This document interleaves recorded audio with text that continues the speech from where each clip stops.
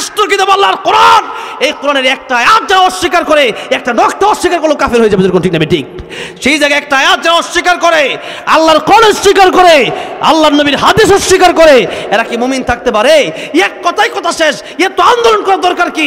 খাতামান নবীন আল্লাহর বক্তব্য, আল্লাহ বলছে আমার পরে আমার নবীর পরে কোনো নবী নাই, মুহাম্মদুর রাসূলুল্লাহ পরে কোনো নবী নাই।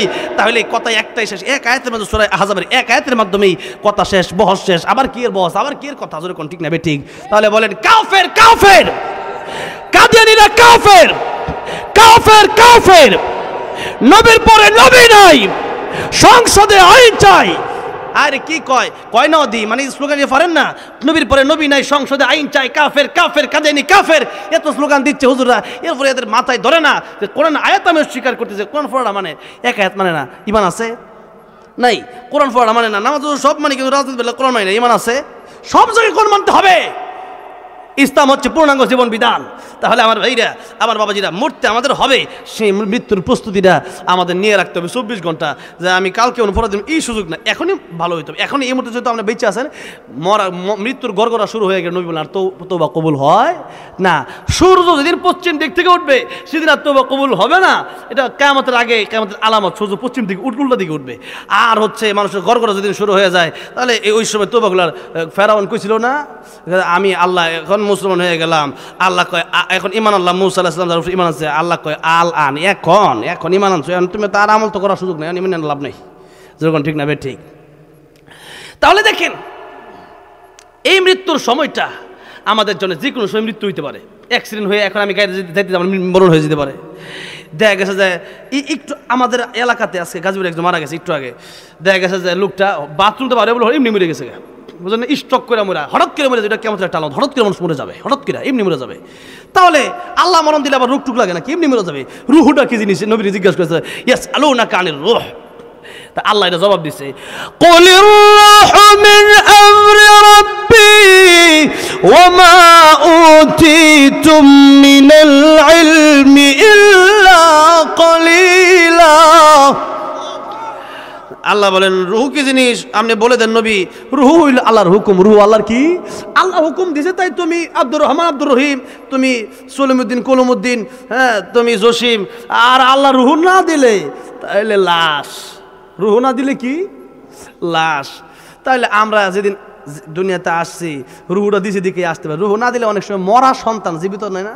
আমার মাদ্রাসায় হুজুর আছে, এই হুজুরের একটা সন্তান হয়েছে মৃত।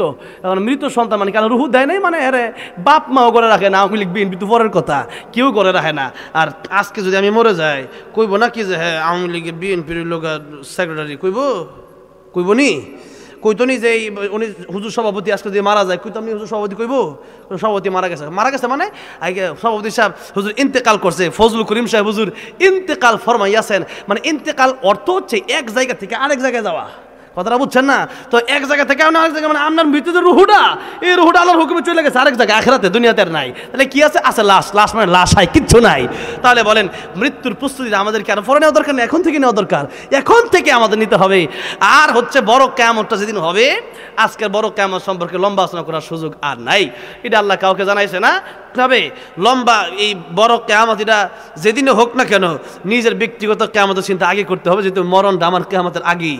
সেই জন্য মৃত্যুর আগেই আমাদের ভালো, নবী কয় হায়াতাকা ক্বাবলা মাউতিক, মরণের আগে ভালো হও।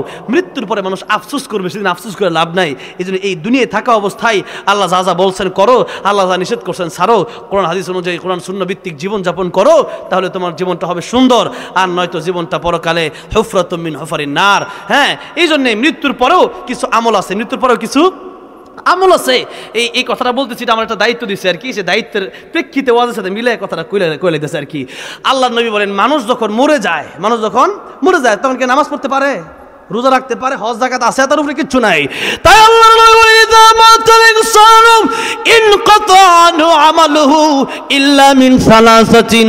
মানুষের মরণ যখন হয়ে যায় তখন মানুষের আমল করতে পারে না, তখন মানুষের আমলনামা আর যায় না, আমলনামা কাটা হয়ে যায়, তখন মানুষের ইবাদত করতে পারে না। কিন্তু আল্লাহর নবী বলেন তিনটা আমল মানুষের দুনিয়ায়, এই দুনিয়া থেকে চলে গেলেও তিনটা আমল মানুষের, তিনটা আমলের সব মানুষের কবরে কিয়ামত পর্যন্ত পৌঁছতেই থাকে। জোরে কোন সুবহানাল্লাহ, জোরে কোন। কয়টা আমল? তিনটা। এক নম্বর নবী সদকায়ে জারিয়া, যেই সদকাটা করলে এই দুনিয়ায় সদকাটা করলে এটা জারি থাকবে, চলমান থাকবে।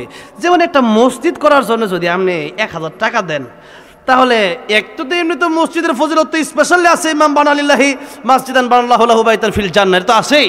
আল্লাহ তাআলা জান্নাতে ঘর বানায় দিব, আর জান্নাতের ঘর দুনিয়ার চেয়ে 10 গুণ বড়, সুবহানাল্লাহ। এটা তো আছেই। তবে দান যে দানটা আপনি করবেন, সেই দানটা আপনি যদি মসজিদে করেন অথবা মাদ্রাসায় করেন, এটা গুরুত্বটা বেশি। কেন? এটা সদকায়ে জারিয়া হবে। আপনি আজকে চলে যাবেন, মসজিদ কিন্তু এটা মসজিদ কি মরে যাবো? মসজিদ আপনি চলে যেতে পারেন, মসজিদ তো ঠিকই থাকবে। আপনার ছেলেরা, আপনার নাতিরা, পরবর্তী প্রজন্ম ঠিকই নামাজ পড়বে। এই মসজিদের জন্য একটা ইট আপনার টাকায় কিনা হয়েছিল, এক বস্তা সিমেন্ট আপনার টাকায় কিনা হয়েছিল। আপনার টাকা দেওয়ার কারণে যতদিন মসজিদ থাকবে ততদিন আপনি মারা যাবেন, আপনার কবরে আপনি আমল করবেন। আপনি তো কবরে গেছেন, কেন আমল আপনি কেমন করবেন? কিন্তু ওই যে 500 দিয়ে গেছিলেন, এই নামাজিদের সওয়াব আল্লাহ আপনার কবরে পৌঁছাইতে থাকবে, পৌঁছাইতে থাকবে, পৌঁছাইতে থাকবে। আল্লাহু আকবার। তাহলে কোন এই মসজিদ মাদ্রাসায় দান করার দরকার আছে না নাই? তাহলে আজকের এই মাহফিলে 30 জন লোক কমপক্ষে প্রথমে দেখতে চাই, 1000 কইরা, 10,000 20,000 যদি কেউ থাকে এলাকার পরিচিত, আমি জানি না। তবে এইরকম অনেক ব্যক্তি আছেন, আসলে প্রবাস জীবন অনেক কষ্ট। আলহামদুলিল্লাহ এখানে সবচেয়ে বেশি কষ্ট আমার প্রবাসী ভাইরা করছে। আল্লাহ তাদেরকে নেক হায়াত দান করেন। আমার প্রবাসী ভাইয়ের সমস্ত দুঃখ বেদনা আল্লাহ দূর করে দেন, আল্লাহ শান্তি দিয়ে ভরপুর করে দেন, জোরে কোন আমিন। আল্লাহ সব ভাইয়ের মনে নেক আশা পূরণ করে দেন। 1000 টাকা কইরা 30 জন ব্যক্তি। জুনাদ হাবিব আমার ভাইটা অসুস্থ, 10টা স্টেজে আসবেন। তো আসলে এমন অসুস্থ, এখন দেখা গেছে যে জ্বর তো চলে আসছে। আমি কইছি তুমি ফ্লাক্স কিনো, এরপরে কইছি ফ্লাক্স কিনা লইছে আর কি। কথাটা বলছি কিছু চা খাও, বসে করে চা খাইতে হবে, ঠান্ডা লাগছে তো, ঠান্ডা জ্বরের সময় একটু চাটা খাইতে হয়। দোয়া তো আছেই। এরপর যেহেতু অসুস্থ, তো আমি কইছি থাক, কষ্টটা পরে না করতে আমি করে দিই। কথাটা বলছেন না একটু, আমার ভাই একটু সহজ করে দিয়েন। তাইলে 1000 টাকা করে কোরআন শরীফ 30 জন লোক চাইলাম, 1000 করে, আর 10,000 20,000 এরকম থাকলে এটা স্পেশালি তো দিবেনি। 1000 টাকা এখন দিলে এখন, পরে দিলে পরে, সদকায়ে জারিয়া হিসেবে দিয়া যাবেন। এখন কে আছেন একটু হাত উঠায় বলতে পারবেন? প্রথমে যে দিবেন তার সবটা বেশি হবে, তার দেখা দেখে যারা দিবে তাদের সবটা উনি পেয়ে যাবেন। এই জন্য প্রথমে যে দিবেন উনার দেখা দেখে দিবে যারা, সবার সব উনি পাবেন। প্রথমে কে দিবেন? হাতটা উঠায় ফেলেন একটু ইনশাআল্লাহ। নারায়ে তাকবীর। আলহামদুলিল্লাহ। নামটা কি দাদা? মোহাম্মদ চানখা সাহেব, আমার দাদার বয়সী, আমার দাদার মতোই প্রায়। দাদা মারা গেছে আমার কিছুদিন আগে, আল্লাহ যেন জান্নাতুল ফেরদাউস দান করেন, বলেন আমিন। অনেক বড় সময় কেউ বাড়িতে না ঘুমাইতে পারে। মোহাম্মদ চানখা সাহেব আল্লাহ 1000 টাকা করলো দান, আল্লাহ মেহেরবানি করে নেক হায়াত বাড়ায় দিও, সুস্থতার জীবন দিও, কাল কিয়ামতের কঠিন ময়দানে আমার নবীর সাথে জান্নাতের মালিক বানায় দিও, বলেন আমিন। 2 নম্বরের নামটা কি? নামটা কি আপনার? নাম কি আপনার? নাম কি? দিলুর হোসেন আব্বা আব্দুল কুদ্দুস সাহেব। আজকে মারা গেছে। আল্লাহ ইন্না লিল্লাহি ওয়া ইন্না ইলাইহি রাজিউন। একটা মিনিট, আল্লাহ মেহেরবানি করে আজকের এই দিনটাতে উনি আসছে। তোমার কাছে আমি 2টা হাত ধরে ভিক্ষা চাইলাম, ওনার আব্বার কবরটা তুমি জান্নাতের বাগান বানাতে জোরে করে আমিন। এই আপনার সবাই দোয়া করবেন, একটু জোরে একটা আমিন কইতে না। আল্লাহ ওনার আব্বার কবরকে, দেলোর সাহেবের আব্বার কবর, আব্দুল কুদ্দুস সাহেবের কবরকে মেহেরবানি করে তুমি জান্নাতুল ফেরদাউস তুমি দান করে দাও, জান্নাতুল আলা মাকাম তুমি দিও, জোরে করে আমিন। যোগ্য বাবার যোগ্য সন্তান, এরকম সন্তান দরকার। বাবার কথা মনে করছে আজকে, আল্লাহ আজকেই মারা গেছে, আজকে মাহফিল, আল্লাহ আজকের এই মাহফিলও তুমি তাকে মাফ করে দিও, জোরে করে আমিন। 3000